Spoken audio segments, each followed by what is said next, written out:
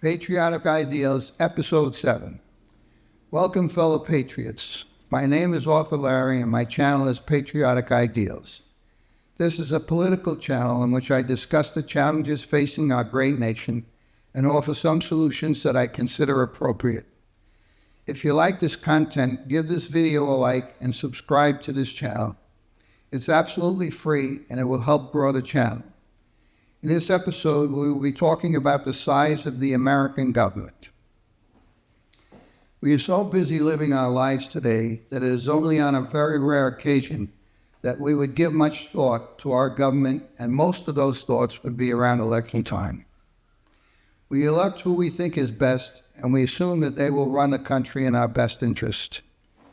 Unfortunately, in most of the last century, we could not be more wrong. Is our government run by elected officials? Most of it is not. We do not elect the heads of the FBI, the CIA, the IRS, the heads of most departments, or the Federal Reserve Banks. It is questionable how much control we have over the election of judges and our entire judicial system. We have local and national elections to elect our congressional representatives and our president. We appear to have absolutely no control over how large our government at all levels can become. Size of government, certainly to a large extent, has to be determined by the role that our government is intended to play in our society. The role of government in a kingdom or a communist country would certainly be different than what is intended by our forefathers, who created our republic to support our democratic way of life and permit capitalism to grow here and improve the lives of everyone on planet Earth. In my opinion, the role of government is to determine the needs of the people and the resources we have available to meet those needs, and then to create the commercial and economic system necessary to provide those needs for its citizens. The resources we do not have, we must provide trade arrangements to obtain. No other trade arrangements should be made unless they are in the best interest of the American people. In the United States of America and throughout the Western Hemisphere, we are fortunate to have vast natural resources available to provide for the needs of all Americans. If you believe that our government has always provided for the use of our vast resources for the best interest of our American people, you are sadly mistaken.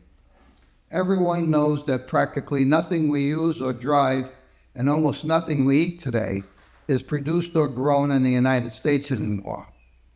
The loss of these manufacturing and agricultural jobs has been devastating to our economy.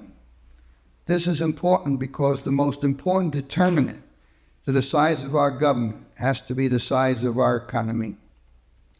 Government does not have its own money just because it is government, and it certainly should not be printing as much money as it wants or feels that it needs.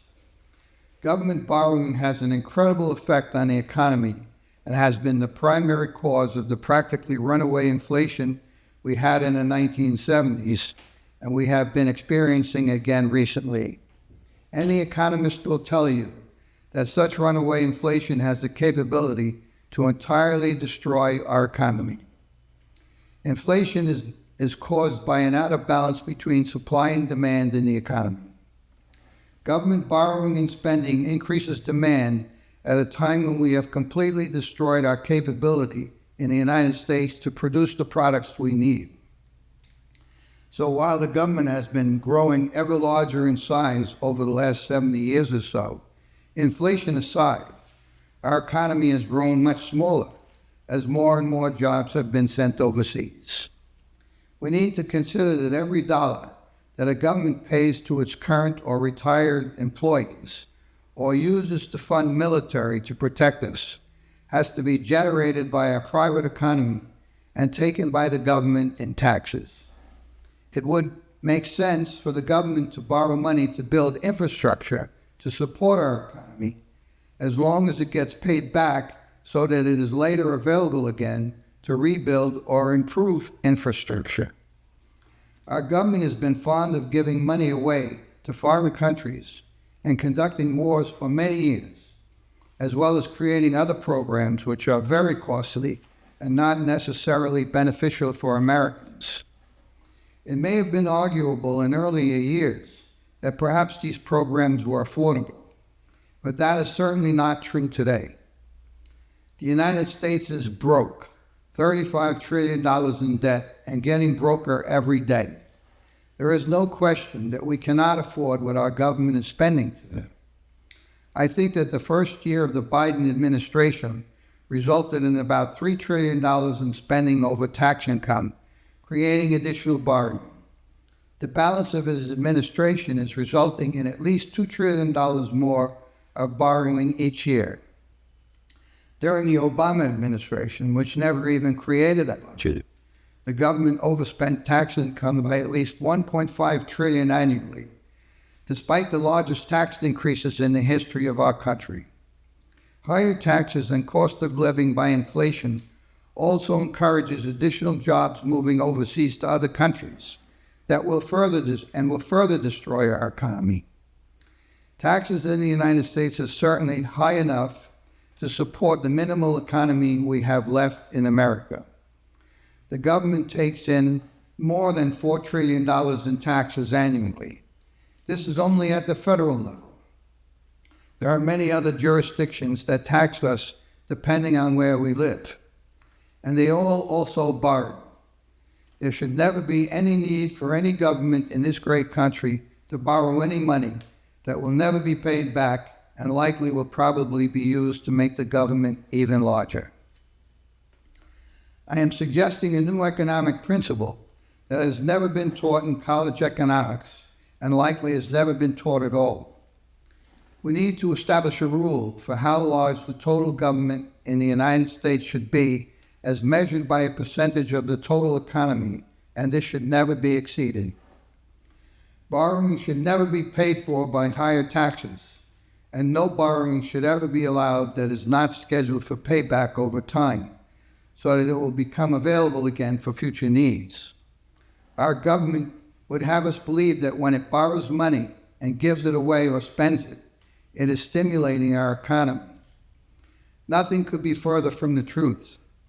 Borrowed money given by the government to people to spend helps the people you give it to temporarily, but it provides no incentive to the supply side to increase production, especially since nothing is produced here anymore anyway, and we have lost control over our supply chain. We all know it also increases inflation. When government spends tax dollars, it does divert the money which would otherwise be used in the economy for other purposes, but it is at least spending money that was produced in the private economy and not created by borrowing. It is true 60 or 70 years ago, when I was young, that there were only 180 million people in the United States. Today there are 330 million. Government does have to be larger to support a larger population. The problem is that our economy is not larger than it was 50 or 60 years ago. The numbers of dollars are larger, but inflation, which has been enormous, has to be excluded. We are not producing or growing more things in this country now than we were then, especially not as it relates to population growth.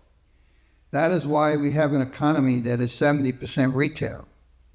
The fact that our economy is only 30% non-retail tells us by definition that demand will always exceed supply as it relates to our domestic economy, and we will always be on the verge of economic destruction from inflation and dependent on other parts of the world for the things we need. Everyone knows that we are not producing enough energy for our needs in America, which is contributing to inflation even though we have the supply available here. It may have been a bit idiotic to ship all of our production overseas, but not build new ports here to bring in supplies from foreign countries. We developed new industries dependent upon chips, but never built new plants here to develop and build our own chips. Our government has not been planning and managing our economy in the best interest of the American people now for a very long time. Government has grown too large, lost its purpose, and is contributing in so many ways to the total destruction of our great economic system. I have read that for many years now, spending by the federal government alone exceeds 25% of the total gross national product. If we add in spending by all of the states and municipalities, only God knows how high that number actually is. In my opinion, spending by governments at all levels is dramatically too high and causing economic destruction if it exceeds 20% of the total gross national product of the nation. Even at that level, it challenges my imagination to understand how the U.S. economy can support it. If government spending is not reined in nationwide, economic destruction lies ahead. What changes are required in our country for us to be able to say that we have a conservative government which espouses economic principles that have the best interest of our citizens at heart? Total taxes cannot exceed 20% of the gross national product of our nation. No borrowing of any kind should be permitted for money to be used for daily activities of government. In other words, no deficit spending. A plan should be available for paying back all government spending on infrastructure so that the borrowing will be available again later for rebuilding or additional infrastructure. In our democratic society, government should never be allowed to own any business or private capital. Federal Reserve banks should never be allowed to buy government bonds or bonds of private companies, thereby lending money to the government or acquiring ownership of private capital. Banks should not be buying government bonds. Their purpose is to lend to people to buy homes and to businesses for manufacturing and expansion. In a capitalist society, capital is intended to be available to people and businesses, not for use by government. Limiting inflation caused by excessive government borrowing and spending requires that we also rebuild supply here at home so that demand for goods and services can be more dependably available. Conservative economics has been dead not only in our own country but worldwide for so long that I do not know if we can ever recover from the damage. We are so fond today of talking about higher taxes on the wealthy. What will happen if government borrowing reaches the point where the wealthy no longer have the capital to buy the debt? Most government debt is actually owned by our American middle class. If the government defaults, Americans will lose almost half of their retirement funds. I am not alone in predicting substantial negative outcomes of present government policies. Most economists and financial analysts are well aware of the dangers we face. History tells us that after the fall of the Roman Empire, the world faced 400 years of dark ages. I continue to hope that reality will return to our leadership. If it does not, I fear that planet Earth will be faced with another 400 years of self-inflicted dark ages. Conservative organizations like the John Birch Society, which publishes the New American Magazine, and Hillsdale College in Hillsdale, Michigan, continually preach about the dangers of excessive government. In my latest book titled Love Letters to America, which is available on Amazon and Barnes & Noble, the dangers of big government is a central theme. If you like this content, please give this video a like and subscribe to the channel. If you subscribe, you'll get notices of future episodes. It is free and you'll help grow my channel. Your comments are always welcome, and I will respond to all that I can. In our next episode, we will be talking about membership in the United Nations. This is author Larry signing off for Patriotic Ideals. Hope to see you again next week for another very important discussion.